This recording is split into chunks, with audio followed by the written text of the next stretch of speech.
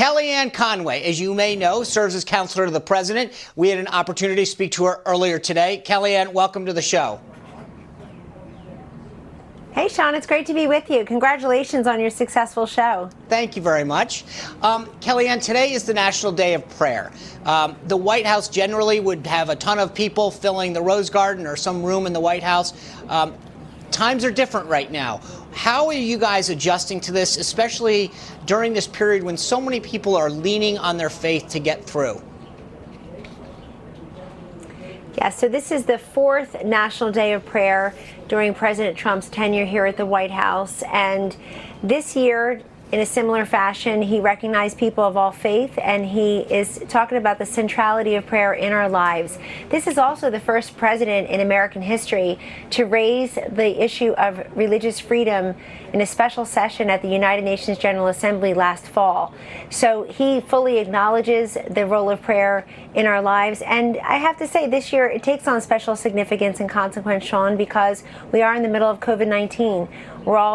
We're all going through this global pandemic together, and people are leaning on prayer and faith, and that's why so many of them are curious to know what their states and communities are doing about reopening places of worship as those states reopen their economies. It's incredibly important for people to be communal, to go and participate in these services. We know the physical structures of our synagogues, our mosques, our churches. They are very large in many places and spaces, and so you can socially distance, and you can have more than the 50 or so people that Democratic Governor J.B. Pritzker of Illinois said he's going to limit it to. We need our prayer. We need the humility, humanity, ask for grace and mercy, healing. And I think part of that prayerfulness has shown you what a remarkable outpouring of volunteerism and selflessness we've seen all across this country. People filling the food banks and the blood banks, checking on the elders in their lives, volunteering, seeing how they can step up and step in at this time of great uncertainty and loss. Yeah, there's another big thing going on at the White House today. President Trump has been meeting with governors for quite a while. Today, he met with Governor Greg Abbott of Texas. Kellyanne, there's a lot of discussion about who should be leading this effort. I know the White House and the president have been talking about the need for governors to take a state approach to this. There's been a lot of talk about whether or not there should be some federal guidelines, though, and whether or not the federal government should have some basics that states should follow. What is he telling people like Governor Abbott as they try to address their state's needs? Sure. We were really pleased today to welcome Governor Abbott and members of his Texas government here to the White House. That's probably the fifth or sixth governor, Democrat and Republican, has visited in just the last 2 weeks. Sean, you're absolutely correct. So we know governors want to take the lead. They've made that very clear. We're up to 40 governors who have said that they have actual plans and an intent to reopen their state's economy. You have some governors, like the 5 who wrote an op-ed just this week in the Midwest saying they never completely shut down their state's economies. So all the infection rates obviously haven't been the same. There's no one size fits all. But as we gradually and safely reopen, the president has made clear he wants these governors to continue to consult with him, the vice president, members of the task force, which include economists, doctors and scientists, and other cabinet members. But at the same time, he knows that the governors know best which parts of the state have outbreaks, which ones have higher infection rates. Do they all have the surge capacity you would need if, God forbid, there was a new outbreak? Do you have the PPE and the ICU bed capacity, the ventilators, the healthcare personnel? We're up to 40 governors for a reason. Those governors, right, left, and center, understand how important it is to not have some national shutdown. That causes its own ill effects. We're very concerned about what we see in the data, an increase in mental health challenges, in child and spousal abuse, and drug abuse, people feeling isolated and economically desperate. And so we see a spike up in these behaviors. There's been a 24% increase in alcohol sales, for example. And so even if people are using that legally or illegally, if they're younger, the fact is that, as the president says, you can't have the cure be worse than the disease. But this president continues to fight alongside the governors on the dual medical and financial crises. And we're very happy these governors, they're either visiting here and talking about it directly with the cameras on, Sean, or they're presenting their plans to us. Nobody will be turned away if they want to present their plan for reopening to us. Those guidelines are there. They were released on April 16th. There are 3 phases for reopening, and we would commend everybody's attention to it. It's a public document. Kellyanne, let me switch gears for a moment.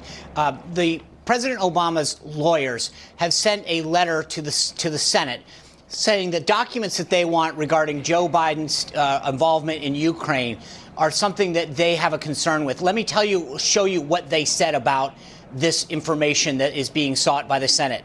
They write that Biden is giving Russian is an effort that this effort that the Senate is undergoing is an effort to boost Russian disinformation, meaning that these senators who are trying to get information about what went on with Joe Biden and potentially his son Hunter Biden during the Obama administration, that any effort to look into this is helping the Russians. Do you agree with that?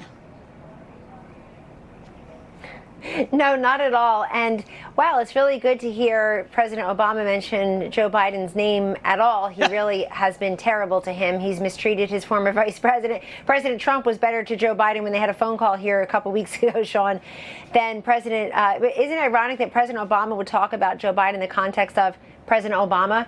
He doesn't want us to relitigate and reopen the Obama-Biden legacy on so many areas, but particularly Ukraine, China.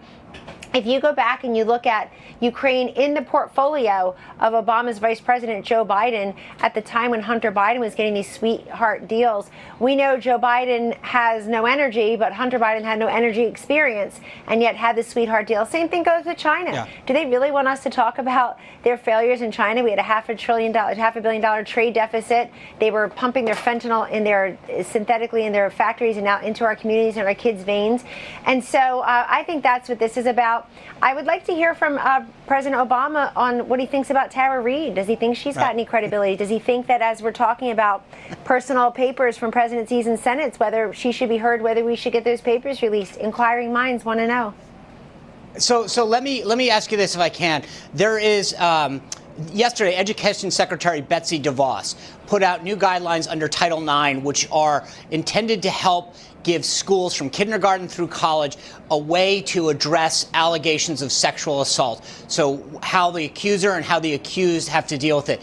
Many talk about how these created a fairer system. So now there's a system in place about how the accused, what rights the accused has in terms of being able to face their accuser, them not having the person who investigates it oversee the adjudication of it. Right off the bat, Joe Biden came out and said, I'm going to undo these, which I thought was interesting because he's been accused of something, and what he wants to undo would have given him the exact thing that he's being asked for, which is an investigation into the allegations. It seemed odd that a guy that's being challenged about sexual improprieties is now saying that I'm going to undo the law that would give the accused an opportunity to have an investigation, which is what he's asked for. Which means, Sean, you've already talked more articulately, more explicitly, more intelligently, and gave more thought than he has to this issue. He read whatever was on the cue card in front of him. Whoever did that got this wrong because they automatically say, I'm with the woman, unless, of course, she's Tara Reade and other women like her accusing Democrats. He's dead wrong on this. The Title IX that Secretary DeVos put out, this actually, you said it perfectly, Sean. It helps both the accused and the accuser, the alleged victim here. So there are many more, I think, protections for the victim. The victim can, if you read it, the regs, the victim can actually have more of a say into how the school handles that particular claim. But we also have to have due process rights for the accused.